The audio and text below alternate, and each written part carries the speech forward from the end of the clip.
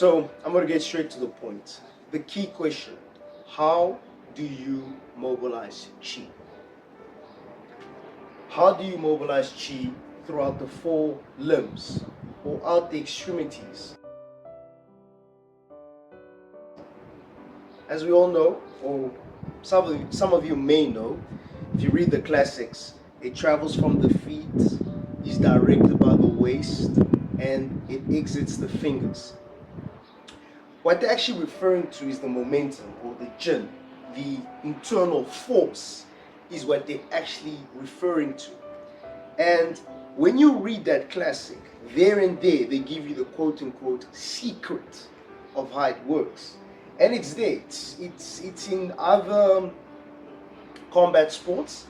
The only difference may be is that people are not aware of this. Okay, like in boxing they'll say use your waist. But the key thing though is, and one of the if you want to look at a fighter who's very close to it, Mike Tyson. Peekaboo, yes, but he embodies what I'm about to refer to. It's still external, but it makes a big difference, you know.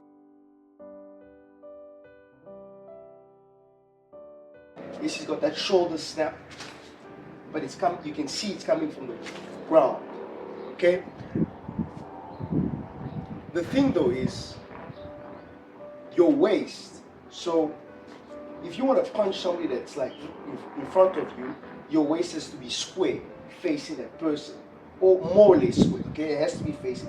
If you try to punch somebody here, and your waist is facing here, okay, I've got power. So if I'm like this, here's my you can say center line. I can punch them here.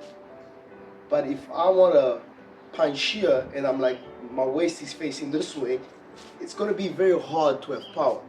The main thing is that is why the waist or the hips, this area directs that power. Okay, then it exited by the fingers. But the gold question, well, there's two. The first one, how do you mobilize chi, and the other one, which is what I'm about to get to now as you listen, is that it is the feet that drive the waist. The momentum is generated from the feet as per the classics. So going with boxing, it's very rare that you'll see it, but it's there. Or sometimes they'll drop the weight, which is the other aspect.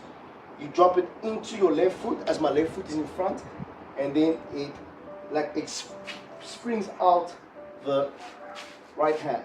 Okay? I can even throw it straight like that. But the main point is, besides the movement, is that momentum comes from the feet, and then obviously how you place your hips and waist will obviously is how you positioning to target. So if I'm like this is my target. If I'm like this is my target. Okay. If I'm like this here, my hips, as you can see, it squares up to the target. But anyway, let's get back to it. So how do you mobilize the chi? It's very simple. When you release the mind, when you intend, they say Han Xiong Pa Bei, sink the chest, raise the back. I've mentioned this in my other previous videos. Listen again, sink the chest. It's a slight sinking of the chest and the raising of the back, so that your intent can go into lower dantian, and from lower dantian can connect to Yongquan. And by connecting to Yongquan, what that means is, I hope you guys are taking notes, and you can always put it in the comment section for those of you who have understood. By connecting it to Yongquan, or how you know you're connected to Yongquan, is when the weight distribution is equal throughout the feet, front and back. Because the Yongquan point is here, okay, your kidney point. Okay, some people are complaining, why am I barefoot? Okay, I really don't care. Something about Zhan Fang was not barefoot in ancient times. Listen, I'm sure in Zhan Fang time, he's the creator of Tai Chi, he didn't give a damn about fashion. Okay, anyway, long story short, so from Yongquan, the weight distribution is equal front and back. Okay, so you can feel your whole weight on both feet. Okay, that's how you know you're connected to Yongquan.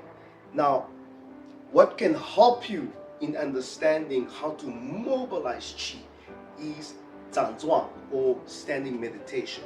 Okay, feet shoulder feet apart, and then you just do this.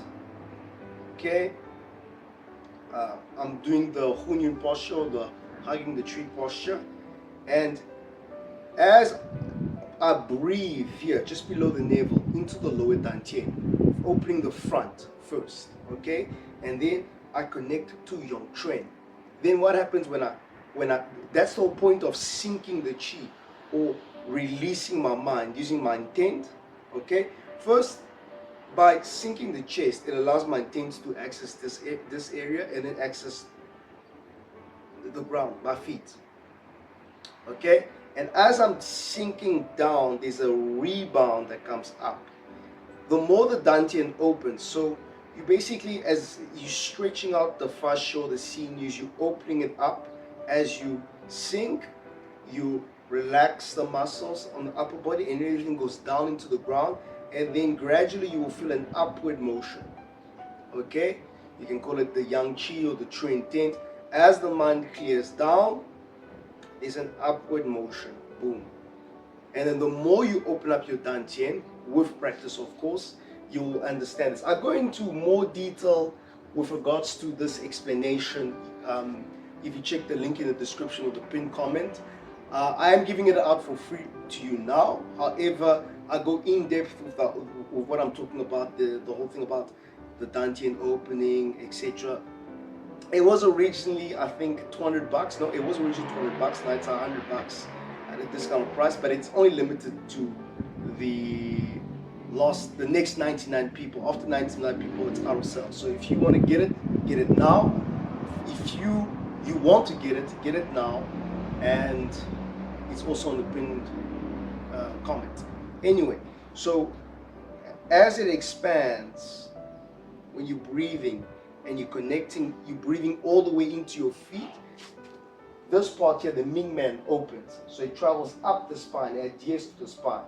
One other exercise that we do, even if your dantian is not that open, and I will edit it here in the video. So if I'm like this, right?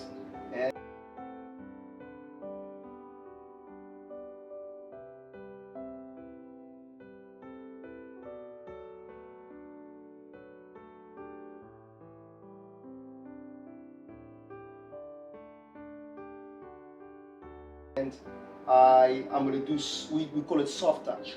So I'll have a training partner in front of me, and they shouldn't resist. So because we learn, and because I would learn, they will learn. Especially when you do it in the beginning. Later on, when you can actually mobilize your Qi, you may ask them, hey, to resist, and then you just swing.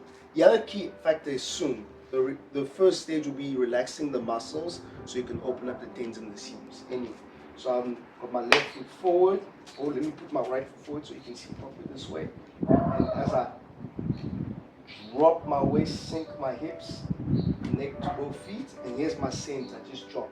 So my dantian, my lower dantian is here, and then it just drops. Okay? Sink. I'll physically sink to release my mind.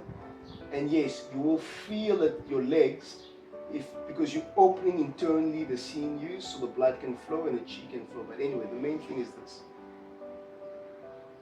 Sink the Qi. So I, Qi, Shin. Sink the I to rouse the Qi, to raise the Shin.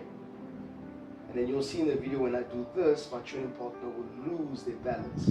And then, so that physical sinking, this up and down as well. That buoyancy, important. And then you can get to more subtle methods.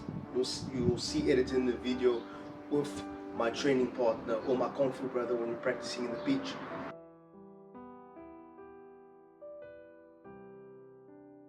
But remember, check the link in the description or the pinned comment, or rewatch this video if you're a cheapskate. At the end of the day, this knowledge is free, or you can check my other videos. Thank you.